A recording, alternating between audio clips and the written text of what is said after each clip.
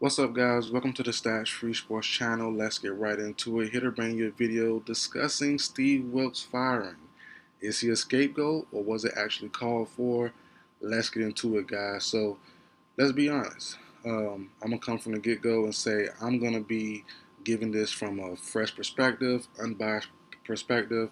I'm not a Niners fan, I'm an Atlanta Falcons fan. So, if I were to be biased, it would be against Kyle Shanahan. I feel you're a Niners fan. I feel your pain about the play call and stuff because we went through that with the Falcons, the Super Bowl, and the big moments, and y'all going through that with Shanahan. So if I were to be biased, it were to be against Kyle Shanahan. But coming from a fresh perspective, let's talk about everything. The scapegoating. The I'm gonna touch on it real quick with the race stuff about the firing.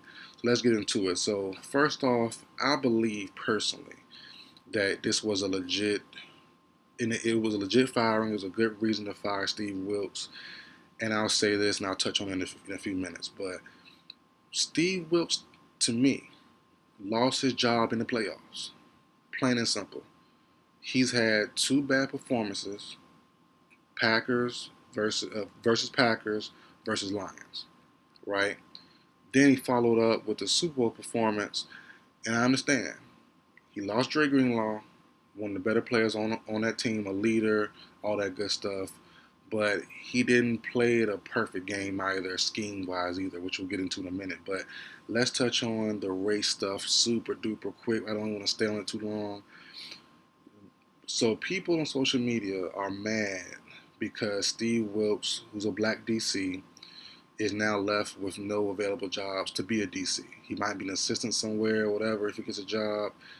What is Shanahan supposed to do?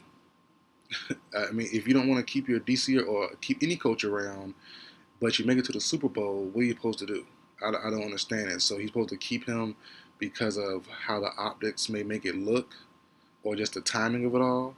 They're in the Super Bowl. What's he gonna do? Fire his head DC, or only he's gonna fire his only DC prior to the Super Bowl so he can get another job next season?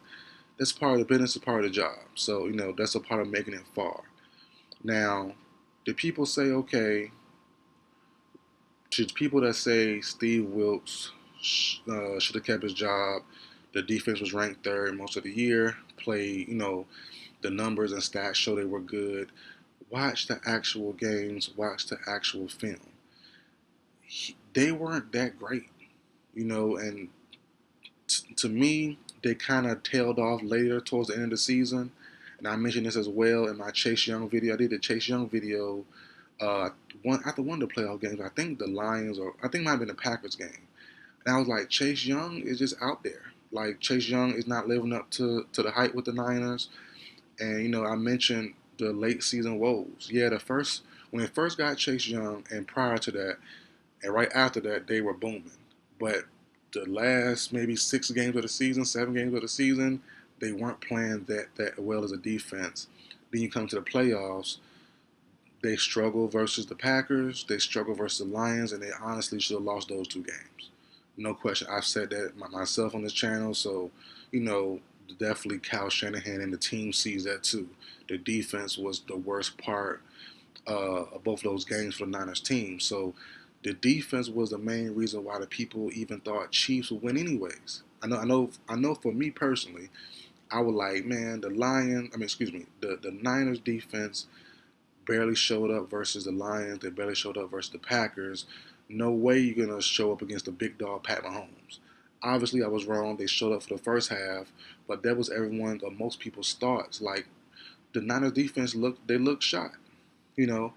And let's be real, in my opinion, looking at Steve Wilks' defense and how it's ran, Robert Saleh, D'Amico Ryans, and Steve Wilks, back-to-back coordinators for the Niners, all different teams and some different players, but some players are the same as well. It feel like Steve Wilks is the worst of those three. And then those 2 guys prior to him got head coaching jobs. So I don't see, like I said, the race stuff. I'm not even gonna talk about that too long, and I'm done with it already. But I don't give that no merit to it for me personally. Now, as far as the scapegoating goes, I don't see that either. Nick Sirianni, that's a scapegoat. The Eagles came down to him saying, "Hey, make a change, or that's your job." A change was made immediately on both sides of the ball. So that's a scapegoat. Kyle Shanahan, I don't think those same talks were had to him from John Lynch or from ownership or management. I think Shanahan is in the green. I think he's fine. I think Wilks lost his job in the playoffs, Lions and versus the Packers, and then the Super Bowl wasn't the best game either.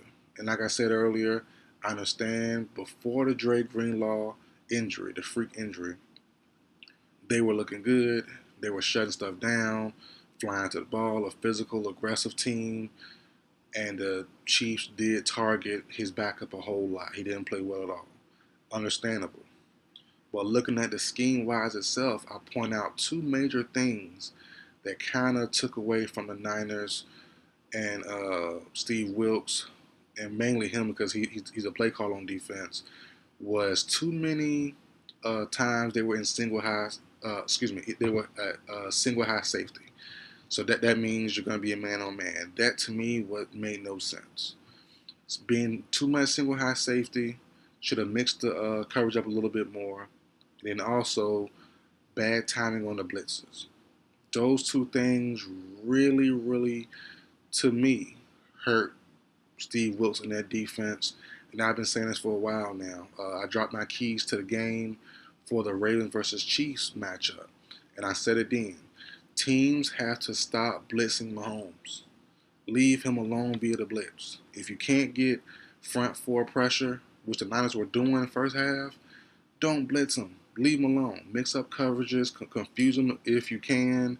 And as I said, the first half and even the second half, for most of it, Bosa and Young played it perfectly on the edges. Don't let him escape the pocket. Don't let him, extend the play. Play it perfect. Don't chase him up the field. Don't chase for the sack. Let the sack come to you. Keep contain the outside. Contain C gap. Do it that way. Because he will not he won't, but Pat Mahomes would rather step out than step up and step in.